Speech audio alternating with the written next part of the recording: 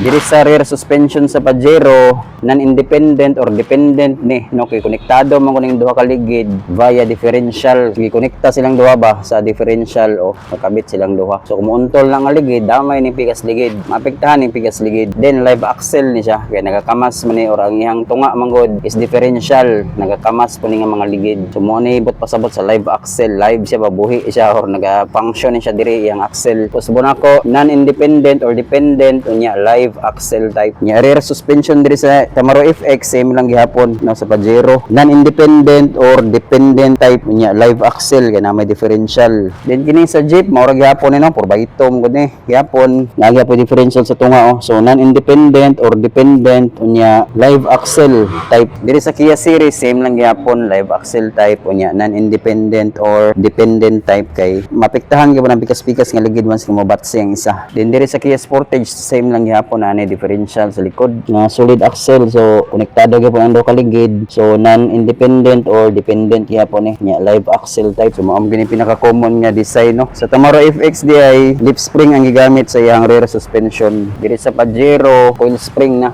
no. Diri sa Kia Sportage coil spring gyapon same sa Pajero. Then the rest ani mga sakyanan diri kining Kia series coil lip spring, kining sa Jeep lip spring lang gyapon. Oh. Diri sa rear suspension sa Kia Pride naa gihapoy strut diri kay coil spring type gyapon ang spring inya gisagol sa shock absorber pero dili ni matawag nga MacPherson strut type ning likod kay dili man ni moliko kini nga strut steady ra man na siya bounce ra man ang kuan ana up and down ra man ang iyang trabaho ana diha. Then para mas maklaro ang rear suspension sa Kia Pride diri ta sa isa ka Kia Pride diri nga naglubog no. So connected sila dito kaning pikas-pikas sa matag ligid kina man ning torsion beam sa tunga ano pero mo twist man kuning torsion beam same sa torsion spring. So, kung ginagmay rang batsim agyan aning isa ka ligid dili mapektahan didto kay mo twist ra man na. Pero kung ginagko na nga batsi mapektahan na didto gamay. So manang gitawag ni siya og semi-independent na pod kitunga-tunga man siya basta independent o non-independent kay kung gamay rang batsi di lagi mapektahan dito sa pikas pero gidagko na sobra na sa twist mulihok na ba dito pero ginagmay ra dili pareha atong dependent ba or non-independent nga pag lihok diri automatic lihok sa pikas pero kini ginagmay ra. Kini moabot na sa